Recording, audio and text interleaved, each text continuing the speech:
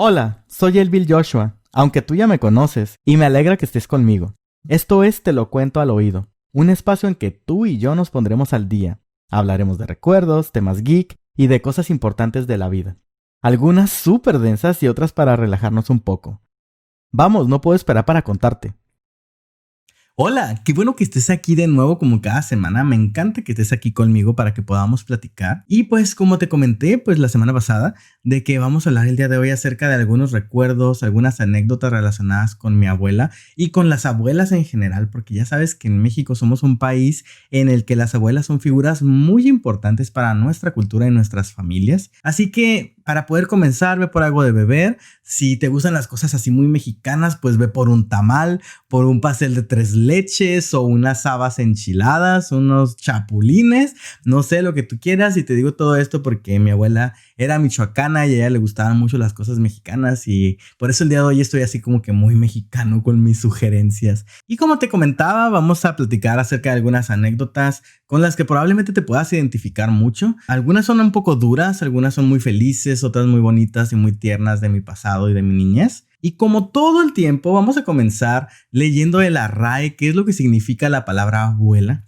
Porque según la RAE, la palabra abuela proviene del latín medieval y significa abolus, madre de uno de los padres de una persona o persona anciana, que esas son las definiciones de abuela. En muchas culturas las abuelas son las portadoras como de todo lo que es la tradición y las costumbres de las familias completas, y ese también es el caso de las familias mexicanas. Creo que en toda Latinoamérica es una figura muy importante a nivel cultural, porque son como que las personas que llevan las riendas de todo lo que se hace y lo que no se hace en las familias. No son como que ese pilar, el eje angular sobre el que toda la familia se sustenta. Y ellas constituyen como que el cimiento para lo que es la educación, la formación, los valores de todos los integrantes de las familias. Y también en particular de las mujeres al momento de que están en estos procesos de empezar a criar a sus propios hijos. La abuela siempre es la persona que está ahí con la mamá ayudándole a criar a su nuevo bebé, ¿no? Como enseñarle las cosas que tiene que saber para poder criar esta nueva vida, lo cual es súper bonito y súper interesante.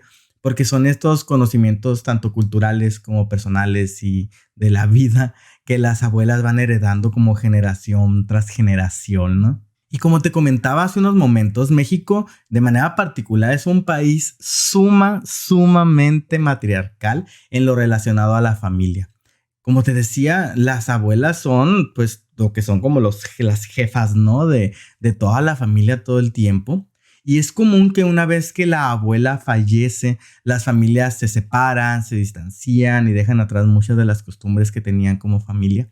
Por eso películas que abordan como nuestra cultura, como lo hizo Coco en su momento hace un par de años, tienen a este personaje de la abuela Coco, ¿no? Que es de súper importancia, incluso se llama la película como ella, porque la película está dirigida a ella y porque pues ya saben, las abuelitas son importantes para los mexicanos. Y para abordar este tema vamos a hacer un poquito otra vez, como lo he hecho varias veces en estas pláticas que tengo contigo, una línea de tiempo en la que vamos a abordar algunos momentos de mi vida de manera cronológica para poder llevar un poquito de orden y también para poder dejar algunas anécdotas que quiero platicarte durante el proceso. En este episodio, al igual que el episodio en el que hablé de la familia, vamos a platicar de esto, ¿no? De diferentes historias que yo viví, por lo que podemos considerarlo un anecdotario. Y para ponerte en contexto, en mi caso particular, en mi vida familiar, por situaciones mayormente logísticas, durante mi infancia, mi mamá, al momento de que nos crió a mi hermano mayor y a mí principalmente, mi mamá trabajaba, entonces era muy común que ella encargaba a mi hermano con una de mis abuelas y a mí con otra de nuestras abuelas. Indirectamente o como no queriendo la cosa, creo que esto no fue algo planeado per se, pero mayormente mi hermano se crió con la familia de mi papá, con mi abuela paterna, y yo me crié mayormente con mi abuela materna. No estoy así 100% seguro, pero creo que esto obedece a que a mi mamá no le gustaba como cargarle tanto responsabilidades a una sola de las dos, ¿no? Entonces prefería como encargar a uno con una de las abuelas y al otro con la otra para que no molestáramos tanto básicamente. También otra cosa que creo que es muy común entre los mexicanos, dime si vives en otro país si esto también es común, a nuestras abuelas les decimos nanas. Y fíjate que en el caso particular mío, creo que es algo muy apropiado y creo que en muchas personas también que me estén escuchando, que nos estén escuchando, tal vez tú, también es algo común porque, bueno, la palabra nana proviene del español, ¿no? De los españoles propiamente y se refiere como a esta persona que se encarga de cuidarte, ¿no? Como la cuidadora del bebé, ¿no? La nana. Y creo que en mi caso, pues mi nana sí fue mi nana, o sea, sí me cuidaba a mí cuando estaba niño.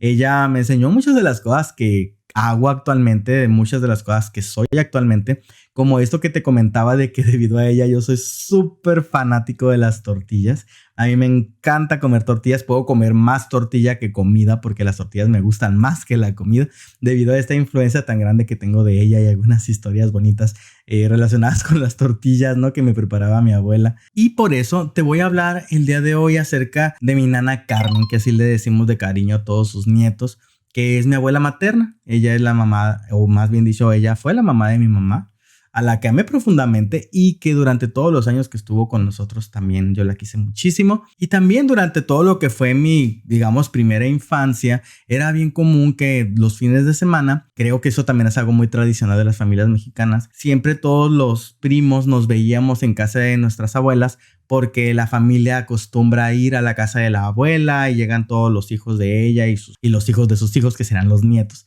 Y siempre pues se hace como que toda una fiesta, ¿no? Del fin de semana y se prepara comida para todos y todos nos la pasábamos ahí jugando y nos íbamos al parque juntos y nos saltábamos el cerco. Me acuerdo mucho que cuando estábamos niños con mis primos nos íbamos a un parque que está por aquí en Mexicali que se llama el Parque Cricri. Está junto a una escuela. Entonces, cuando nosotros estábamos niños, ese parque a veces estaba cerrado, ¿no? Entonces, como queríamos ir al parque, nos cruzábamos por la escuela a escondidas y nos saltábamos la barda y nos metíamos al parque a los juegos que tenían ahí, aunque el parque estaba cerrado.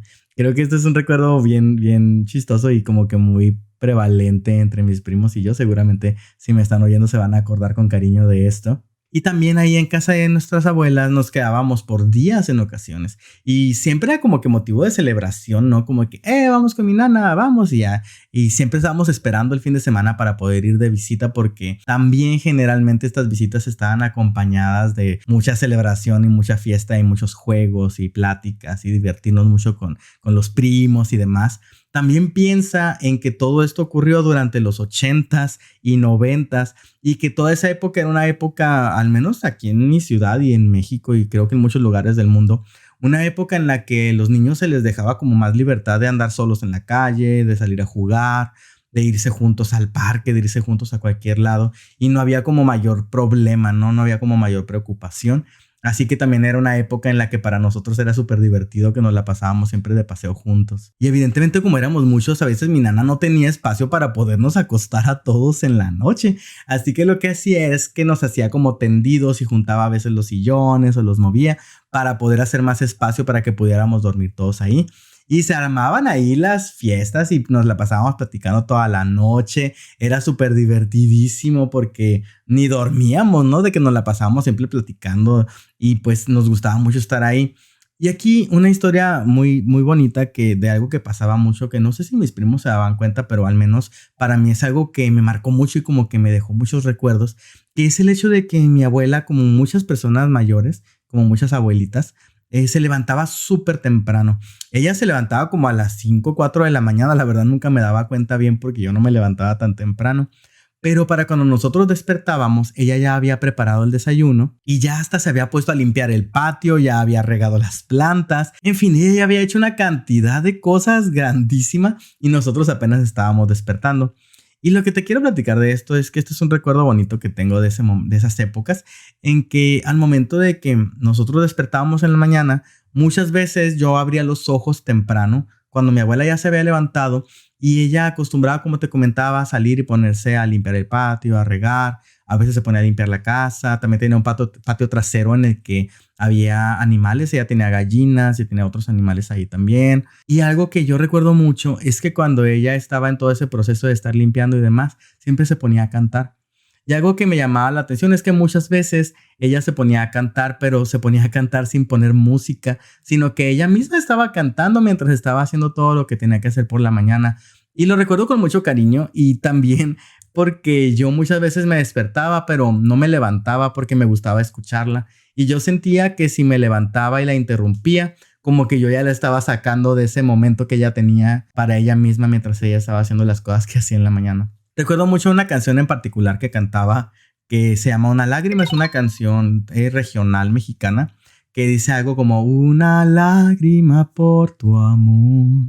Me gustaba mucho, mucho, es una canción muy dramática. Sinceramente yo esa canción no la escuché nunca, nunca, nunca grabada más que con la voz de mi nana hasta muchos años después, porque yo me la sabía pero por ella, porque ella la cantaba y la cantaba muy bonito y me gustaba porque pese a que la canción puede ser una letra que está triste, ella la cantaba en momentos en los que ella estaba disfrutando de la mañana, que estaba entretenida haciendo cosas, no porque estuviera como en un momento de tristeza.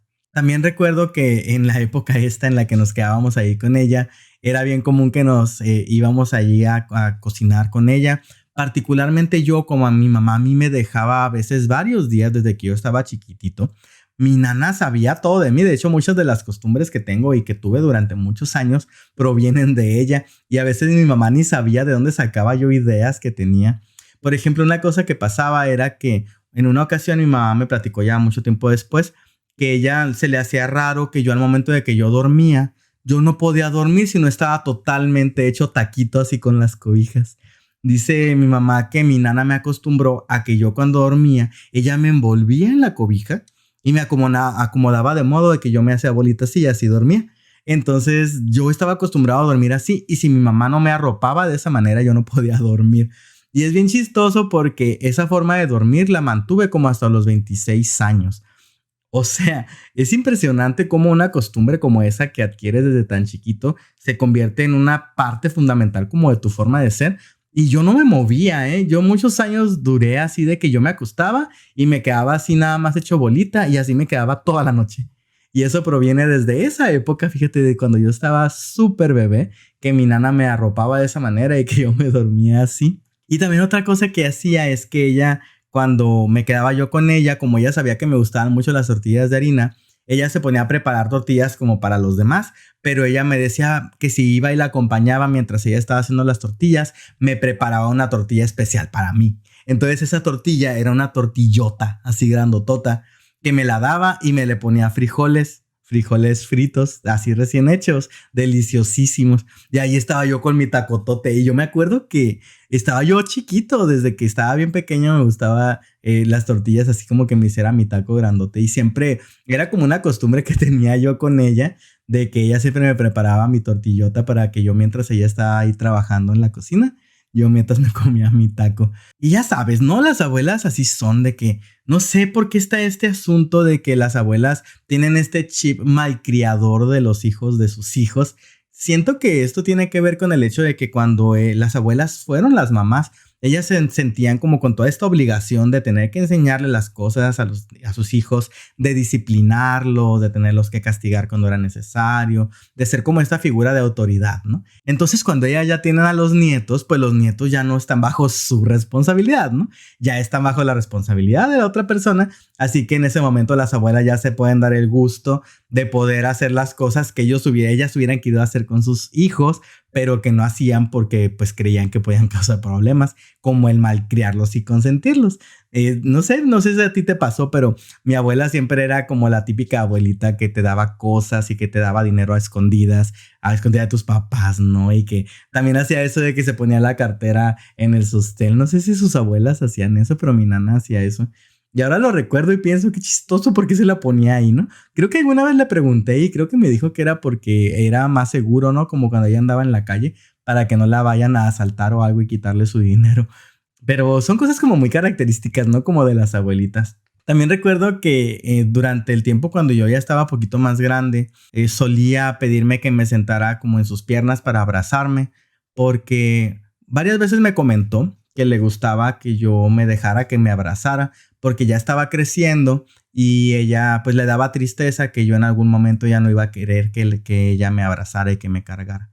Y yo le dije, me acuerdo en una ocasión, que yo nunca iba a dejar de permitir que ella me abrazara porque yo la quería mucho. Mi nana era como mi segunda mamá, ¿no? Entonces, ay, ¿cómo yo le iba a decir que no, no? Y es un pensamiento que siempre tuve de que pues simplemente no me parecía nada malo, ¿no? En realidad. Y yo sentía como que eso era algo que ella le hacía feliz. Entonces, no sé, se me hace tierno que mi nana se daba cuenta que yo estaba creciendo y que evidentemente para un adolescente igual y como que no es muy cómodo eso, ¿no? Pero bueno, esto pasó cuando estaba todavía más chico, ¿no? Cuando estaba todavía como por la primaria, por ahí. Y también, como muchas abuelas, creo que esto es algo súper cliché, pero no sé cómo es este proceso de la vida en la que te haces abuela y te haces religiosa, pero también mi nana era muy religiosa. Creo que cumple como con este checklist de ¿qué es lo que hacen las abuelas? Esto y esto. Ah, muy bien, las cumple todas, ¿no? Pero más allá de ser como una persona típica dentro del rol que jugaba conmigo, de ser mi abuela, creo que era una persona maravillosa, que pasaron muchas cosas muy bonitas con ella. Y pues bueno, pasan los años, cuando yo ya estoy por ahí de la preparatoria, hay una ocasión en la que mi abuela por primera vez se pone muy mal, se enfermó de un derrame cerebral debido a cuestiones de la presión. Se puso muy delicada, estuvo grave, duró varias semanas, no me acuerdo si meses, pero sí un tiempo largo hospitalizada. Fue un momento que, pues la verdad, yo estaba todavía muy joven, yo no sabía bien qué sentir, pero obviamente era mi abuela, yo la quería mucho. Como te comentaba, era como mi mamá, ¿no? Entonces, a mí sí me choqueó mucho el hecho de cuando me enteré de esto.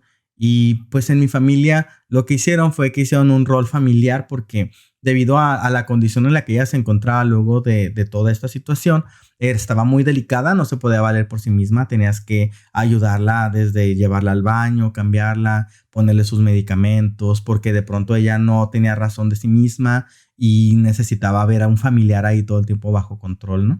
Y pues yo obviamente estaba en ese rol familiar, yo no estaba muy grande, la verdad, estaba todavía en la preparatoria, era menor de edad, pero yo salía de las clases y me iba a quedarme con mi abuela, con mi nana. A veces pues me quedaba toda la tarde y me quedaba hasta el día siguiente, ya de ahí me iba a dormir un rato y luego me iba a la escuela. Pero yo lo hacía con gusto porque yo la quería mucho. La verdad es que yo siempre fui una persona muy temerosa, fui una persona muy insegura y muy tímida, pero yo estaba asustadísimo todo el tiempo que tenía que ir a cuidarla. Siempre me daba mucho, mucho miedo porque yo no quería que le pasara algo y yo trataba de estar siempre haciendo todo lo mejor posible para cuidarla, para que ella pudiera mejorar. Y lo mucho que yo la quería me hacía que superara mis propios miedos, esos miedos que yo tenía de tener que estar ahí en el hospital y que yo no sabía si pasaba algo, cómo reaccionar. Y eso me obligaba como a romper esas mismas limitaciones que yo me ponía, porque para mí era importante el poder no fallar en el momento de que ella pudiera necesitar algo.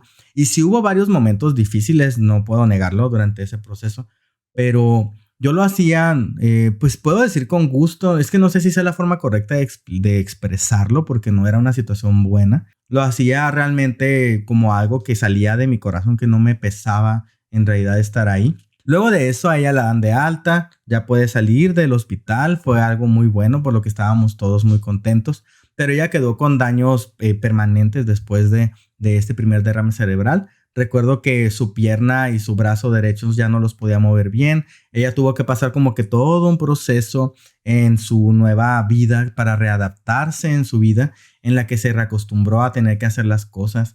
A mí la verdad no me platicaba de los procesos difíciles que seguramente vivió con todo eso. Tal vez a mi mamá y a mis tías sí les debe haber contado porque pues yo todavía estaba chico.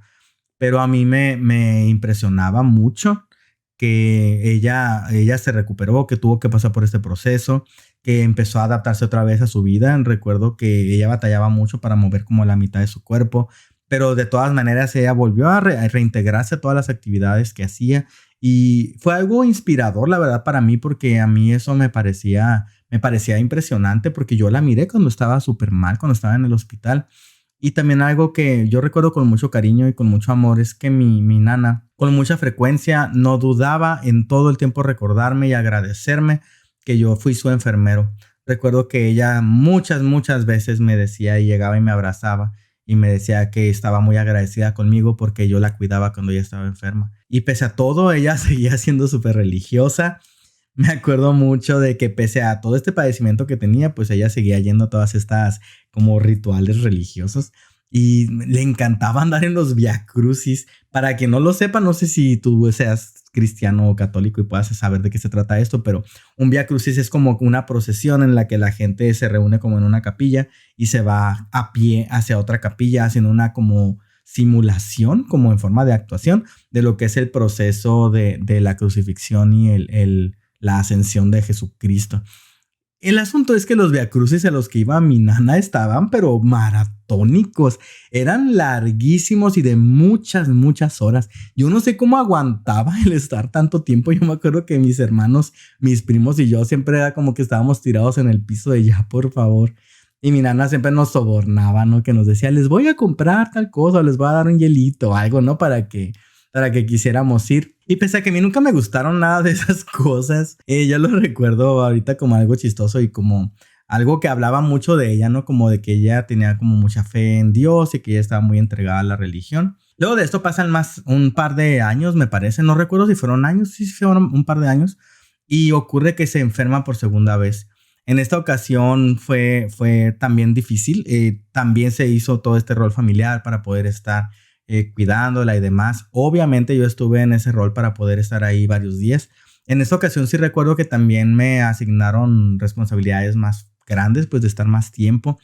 Y lo que yo hacía en esa época era que en ese momento sí duró más tiempo en recuperarse, como en recuperar la conciencia.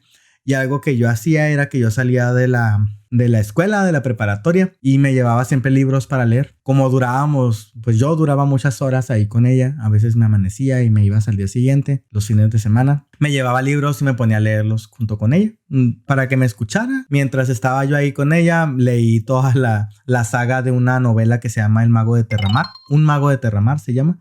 Es una novela que le gusta mucho a mi papá, de hecho, y la leí toda durante el tiempo en que mi abuela estaba convaleciente en el hospital. Se lo leí todo a ella y de pasada lo leí yo. Por eso también es un libro que le guardo un cariño especial también porque lo leí durante ese proceso. Ese proceso en el que pues yo hacía eso también como con esta esperanza de ayudarla a sentirse mejor, ¿no? En medio de también todo eso que ella estaba viviendo. Luego de varios meses pues ya la dan de alta otra vez. Luego de eso pudimos vivir tanto mis primos, mis tías y toda la gente que la quiso muchos años más con ella. A veces ella me decía que le daba mucho miedo que yo creciera porque ya no iba a querer pasar tiempo con ella. Pero yo también le decía que yo iba a estar ahí con ella, que no importaba que yo estuviera grande y no importaba que yo ya había pasado la adolescencia y que a mí no me daba vergüenza, que ella era mi abuela y que yo no tenía por qué tener ningún problema de estar con ella, ¿no? También me acuerdo en esa época también, ella quedó también con un problema más grave, ¿no? De su motricidad. Recuerdo que ella ya de plano arrastraba como un pie poquito al momento de caminar y a veces sí necesitaba como apoyarse en ti como para poder caminar o subir cosas, ¿no? Porque la verdad es que sí se veía que estaba pasando pues un proceso difícil ella, ¿no? Al momento de tenerse que recuperar otra vez de esta enfermedad.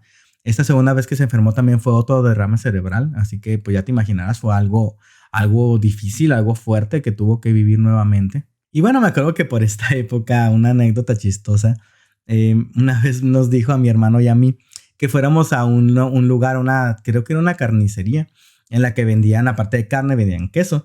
Y me acuerdo que mi abuela nos dijo que fuéramos por 1 kilo de queso cotija porque estaba preparando, creo que frijoles.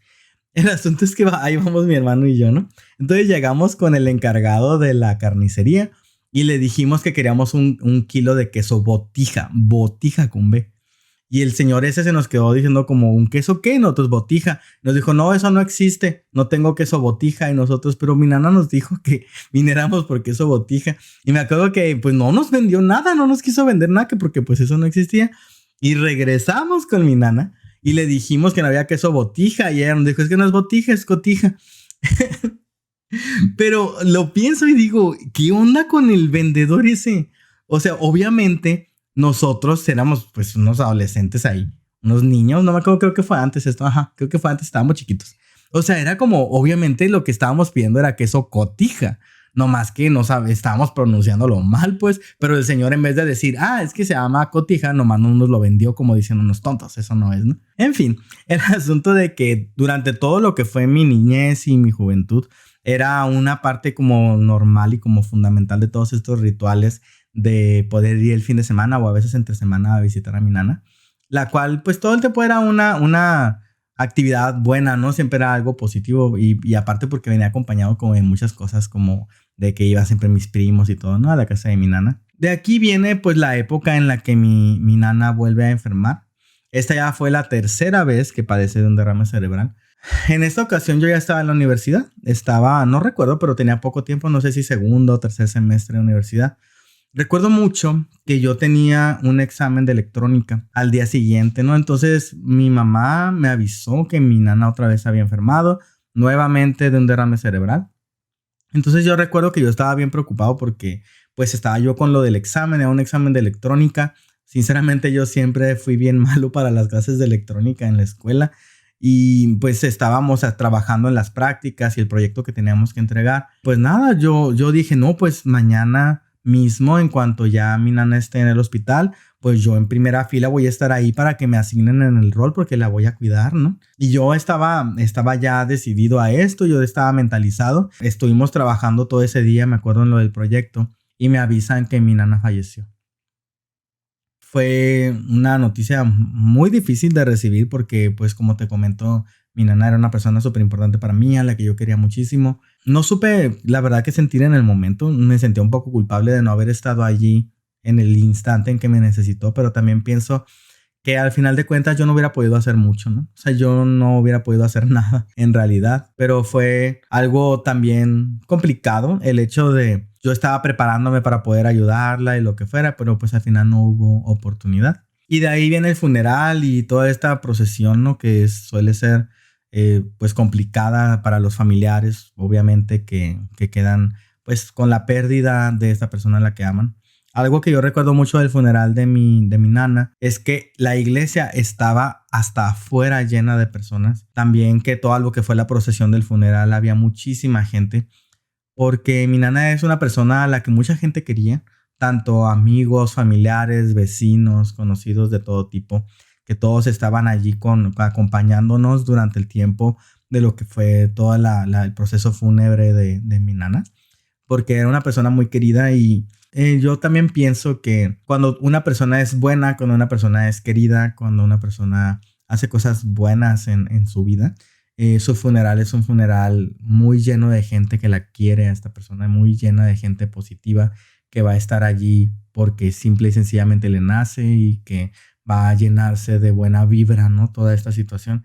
Y este fue el caso de mi nana. Obviamente fue un proceso difícil, un proceso muy complicado. Creo que es la única vez que he vivido un funeral y un entierro en el que en verdad haya sido una persona tan cercana a mí que me haya dolido tanto. Lloré muchísimo. Fue un funeral y un entierro muy, muy, muy, muy dramático y muy complicado para mí, para mis hermanos y para todos mis primos y la gente que la queríamos, porque nosotros en verdad estamos perdiendo a una persona muy importante para nosotros y yo creo que esto es algo que seguramente es muy común y debe de ser así con las familias de muchos de ustedes, tal vez de ti, a quien te estoy hablando, porque las abuelas son personas importantes. Y como yo siempre se lo digo a la gente, mi nana no solamente era mi nana, era mi segunda mamá. Ella participó y fue parte importante de mi crianza desde que yo era muy chiquitito. Y ella pues es una persona que sigue siendo importante para mí, que sigue siendo una pérdida que me duele hasta el alma todavía, que todavía hay días que despierto recordándola, que despierto pensando en ella con mucho amor, con muchos recuerdos muy bonitos de ella. Y creo que algo que es bien importante aquí es que el amor es lo único que trasciende la vida y que trasciende la muerte. Y creo que más allá del hecho de que la haya perdido físicamente, mi abuela siempre va a estar conmigo porque yo soy ella. Yo soy mucho de todo eso que ella fue. Soy mucho de todo eso que ella me enseñó, de esas costumbres que yo adquirí por ella. Y quiero también invitarte a pensar que al momento de que nosotros perdemos a alguien, esta pérdida duele y cuando duele mucho es porque debe ser porque fue alguien a quien amaste mucho. Cuando tú en verdad tienes un proceso de perder a alguien, de que alguien fallece y que te duele tantísimo y que extrañas tanto a esta persona, es porque si te pones a pensar, seguramente en toda esa vida que tú compartiste con esa persona, hay recuerdos maravillosos, hermosos, larguísimos, inolvidables y preciosos que van a seguir estando ahí contigo, que van a seguir siendo importantes para ti porque esas cosas nunca se van a perder. Mientras tú sigas vivo, ella va a seguir existiendo, ¿no? Mientras yo siga vivo, mi nana Carmen va a seguir existiendo porque yo soy también parte de lo que ella fue y quiero pensar y yo creo de verdad que este proceso y la existencia de mi nana es algo que tiene un significado, que existió ahí para mí por algo y que me enseñó muchísimas cosas, que la sigo queriendo y la voy a seguir queriendo para siempre. Y algo de lo que me siento muy orgulloso y muy feliz es de que yo sé, estoy perfectamente consciente de que toda su vida yo le demostré lo mucho, mucho, mucho que la amaba. Yo no fui de las personas que se arrepintieron luego de que, ay, es que la última vez que le hablé fue un pleito, es que nunca le dije que la quise. No, para nada, yo siempre a mi nana le dije lo mucho que la quería, le demostré lo mucho que la quería y por eso yo no siento ningún tipo de culpabilidad. Yo sinceramente no soy de ir a visitar a los muertos en el panteón porque sinceramente yo pienso que a las personas hay que quererlas durante la vida, hay que demostrarles lo mucho que las quieres durante la vida, porque es el único momento en el que están para ti, en el que tienen oportunidad de poder estar contigo y poder sentir ese amor y poder saber todas esas cosas que les tienes que decir. Y no te esperes a que pase, que tenga que fallecer la persona para que te arrepientas. No te arrepientas. Mejor goza el tiempo en el que tienes a esa persona contigo. Quiérela, ámala, abrázala, díselo todos los días. Particularmente en mi familia somos personas muy duras y muy secas en esta parte de decir las cosas. Por eso también es por lo que me animé a hacer este podcast, para poder también dejar por aquí y decirle a las personas que quiero y que me importan todas estas cosas de pronto que no suelo decir mucho porque es parte como que de esta dinámica familiar que tenemos. Ya también te comenté antes que en mi familia somos personas que demostramos mucho nuestro afecto con nuestros actos y no tanto con nuestras palabras. Pero también creo que un abrazo, un beso no está de más. El poder decir a las personas estas cosas son importantes y te quiero pedir que lo hagas, que no dejes que las cosas pasen, no sientas arrepentimiento. Así yo como me pasó a mí con mi abuela, con mi nana, a la que amo tanto, seguiré amando y que ella sabe que la amé, que yo se lo dije mientras ella vivía. Quisiera que tú también pudieras tener esa oportunidad de no sentir culpa, sino de sentir un gozo y una emoción y un gusto en el corazón de haber vivido con esa persona a la que tanto quisiste. Y también algo que no te puedo negar es que todo lo que fue el duelo después del fallecimiento de mi nana fue muy difícil. A mí me costó años el poder dejar de tener recuerdos que me dispararan mucha tristeza, añoranza, nostalgia. A veces de la nada estaba haciendo cualquier cosa y pues no sé, me hacía una tortilla y me acordaba de mi nana y me ponía a llorar, y cuando veía un bolobán, porque a ella le gustaban mucho los bolobán y le quedaban súper ricos. Cuando de pronto tenía oportunidad de comerme un bolobán, me acordaba mucho de ella, ¿no? Como que en muchas cosas que me gustan de lo que es la comida, me acuerdo mucho de ella porque ella cocinaba súper rico y pues yo me crié con ella, ¿no? Como que tengo su paladar. Y hasta el día de hoy a veces despierto recordando esta canción que le gustaba tanto. Es una canción que me remueve mucho el alma, ¿no? Cuando la escucho porque me recuerda mucho cuando yo la oía cantando en las mañanas y me encantaba escucharla simplemente, ¿no? El poder escucharla cantar. Había muchas canciones, pero esa es la que yo recuerdo mucho de ella. Y pues en el fondo yo sigo siendo ese niño, ¿no? Que se sentaba en las piernas de su nana Carmen, que le gustaba escucharla cantar por las mañanas, que le gustaba poder pasar tiempo con ella, que le hacía las tortillas gigantes, que me gustaba ir a los viacrucis y a la misa de gallo en la Navidad desesperado por ir a abrir los regalos. Porque al final de cuentas soy una persona afortunada de haber vivido con ella, de haber tenido la suerte y la fortuna de conocerla en vida, de poder pasar todos los años que pasé con ella, haber aprovechado ese tiempo durante todo ese tiempo en que la amé tanto. Así que si tú tienes a tu abuela, a tu bisabuela, a la que quieres mucho, ojalá hayas aprendido muchas cosas de ella, ojalá hayas sido una persona de la que hubieras podido obtener cosas muy bonitas. Y además, si la quieres o a cualquier persona que tú quieres, díselo, porque yo sé que esto es algo muy trillado y yo sé que está muy choteado, pero de verdad son cosas que son importantes. No te esperes a cuando ya no tengas la oportunidad para hacerlo. Y toda esta plática, además de servirme para poderte hablar acerca de la cultura de México con las abuelas y cómo las nanas y las abuelitas son personas súper importantes en la vida de las personas, también son personas que son muy importantes en tu vida, en tu formación, en todos los procesos de amor y de cariño que tú formas desde que eres pequeño. La verdad, a veces me pregunto de qué pensaría de todas las cosas que pasaron después de que ella se nos fue en la vida de todos, ¿no? Recuerdo que ella falleció poquito después de cuando mi hermana cumplió 15 años. Ahorita mi hermana tiene 30, así que ya tenemos más o menos 15 años desde que ella ya no está con nosotros. Toda nuestra familia la seguimos queriendo mucho, la seguimos extrañando todos los días y seguimos recordando muchas cosas muy bonitas de ella. Y bueno, quitando un poco el drama, como te comentaba ahorita, yo tuve mucha suerte de poder vivir con ella, de poder acompañar este tiempo en el que ella me necesitó, de poderle demostrar que la quería. Al mismo tiempo, yo ya te había comentado antes, soy una persona a la que todo le pasa. He tenido mucha suerte en unas cosas como esto que te acabo de platicar, y he tenido muy mala suerte en otras. Así que la próxima semana vamos a platicar un poquito acerca de todo este torbellino que ha sido mi vida en relación a las cosas que me ocurren, a la suerte y a la mala suerte.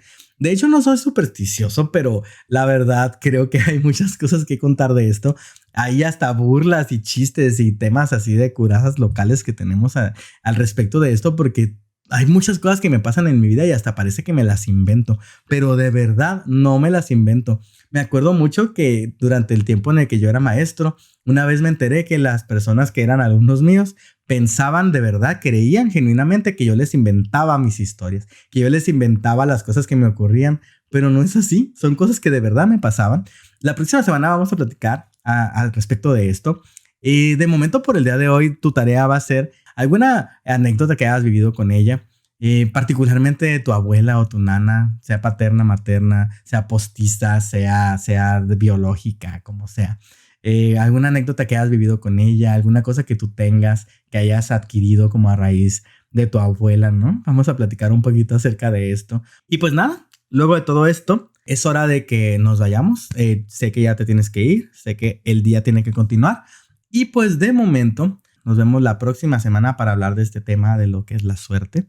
Hoy estuvo el tema un poquito nostálgico, no quise ponerme demasiado dramático, aunque a veces me es un poco difícil el lograrlo. Y pues nada, como siempre te recuerdo que en la vida hay una sola cosa que es la más importante de todas. ¿Sabes cuál es?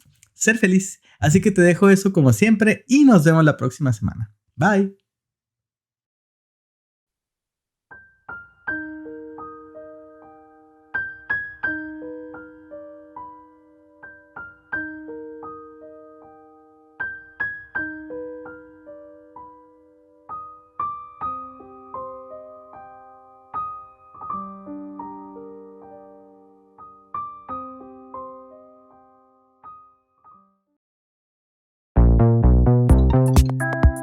No olvides darle like, compartir y seguirme en todas mis redes sociales. Mi podcast, Te lo cuento al oído, está disponible en Spotify, Apple Podcast y SoundCloud.